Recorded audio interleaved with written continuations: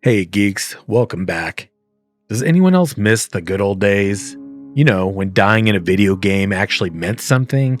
I'm talking about the 80s and 90s when games didn't hold your hand, explain every little mechanic, or charge you the price of a small mortgage for a cosmetic hat.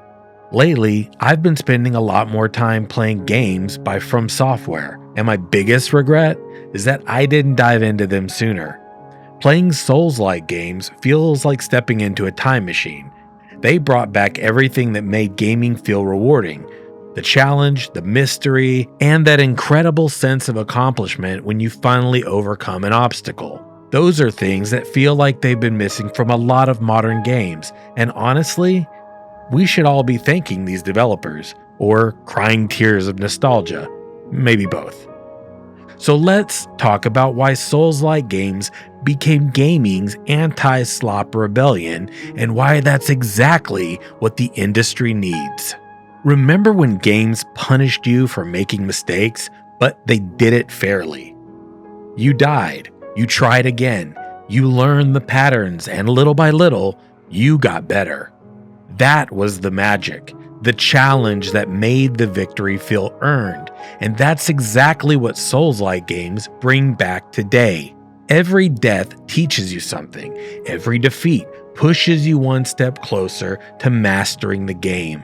There are no XP boosters, no difficulty slider labeled story mode, because in these worlds, pain is part of the story. Nobody's there to pat you on the head for making it into the next checkpoint. The game simply says, "You failed, try again." And somehow, that's incredibly refreshing. In an era where so many games treat challenge like an optional setting, Soulslikes remind us that overcoming adversity is what makes victory meaningful. Their simplicity isn't outdated, it's revolutionary. And honestly, gaming needed that reminder. But here's the other side of the coin. Somewhere along the way, too many games stopped asking, "How do we make this fun?" and started asking, "How do we keep players spending?" Battle passes, premium currencies, limited time FOMO events, daily login rewards, 10 different editions before the game even launches, and somehow we just accepted it. It's what people have started calling gaming slop.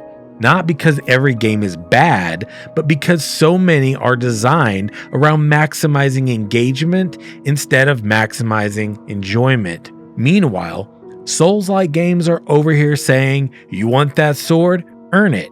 You want that spell? Fight for it. You died again? Good. Learn from it." There's no battle pass for skill, no microtransaction for perseverance, no shortcut to satisfaction, just honest game design that respects your time by making every victory feel earned. Some of the most brutal games ever made also happen to be some of the most respectful. They don't try to manipulate you into playing tomorrow. They make you want to come back because the game itself is that good. But how about a little mystery? Remember when games didn't explain absolutely everything? When finding a secret actually felt like discovering a secret? Instead of following a glowing breadcrumb trail yelling, "Over here, fun, this way." Back then, exploring felt like archaeology.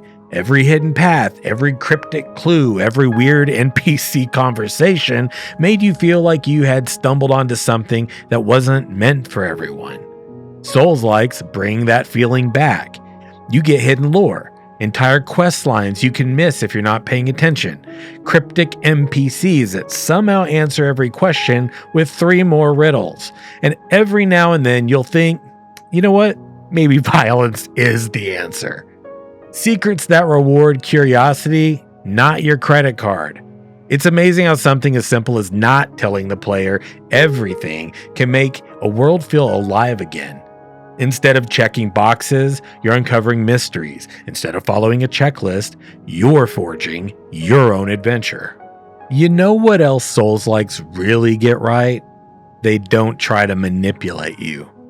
Too many modern games aren't just selling a game anymore. They're selling shortcuts. They slow your progress, dangle convenience purchases in front of you, and sprinkle in just enough frustration to make spending money feel like the easier option. Pay to win, we've all heard of it. Pay for convenience, whatever the marketing people want to call it.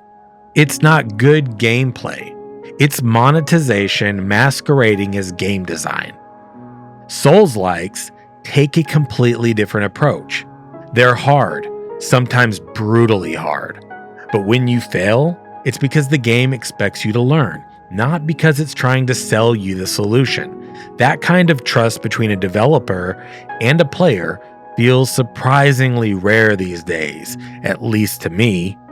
And nothing, absolutely nothing, beats the feeling of finally taking down a boss that's been wiping the floor with you for 6 hours, sometimes more. That's not something you can buy.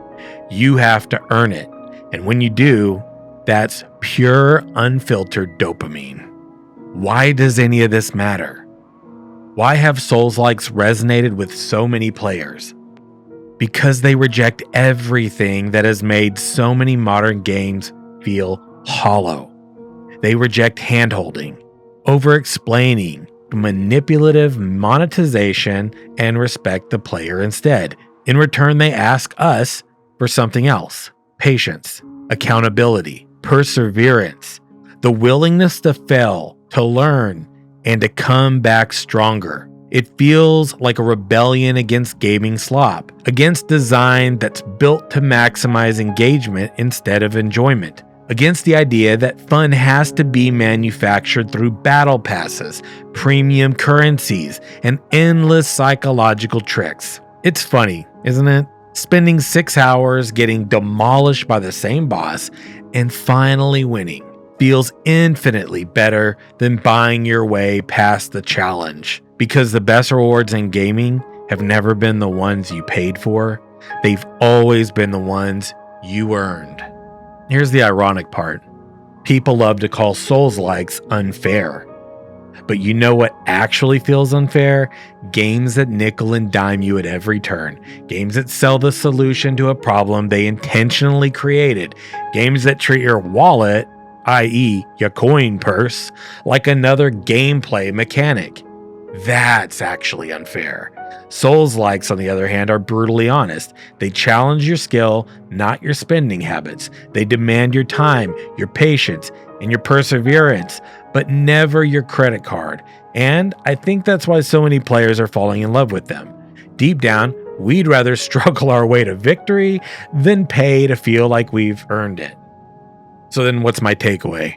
I don't know, get good, not gotcha'd. Are you kidding me? Are you kidding me? But in seriousness, Souls-like games didn't just bring back nostalgia.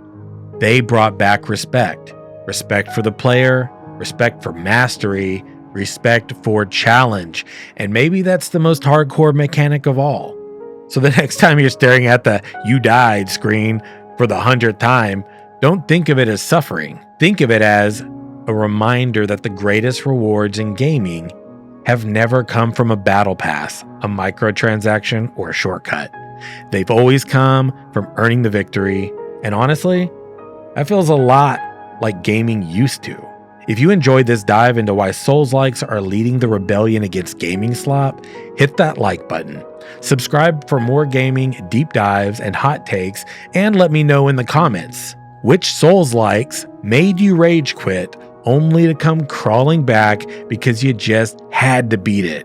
Remember, geeks, the game isn't unfair. You just haven't mastered it yet.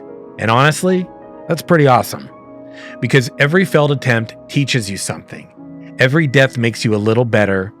Every impossible boss eventually becomes another victory in your rearview mirror. That's the beauty of Soulslikes.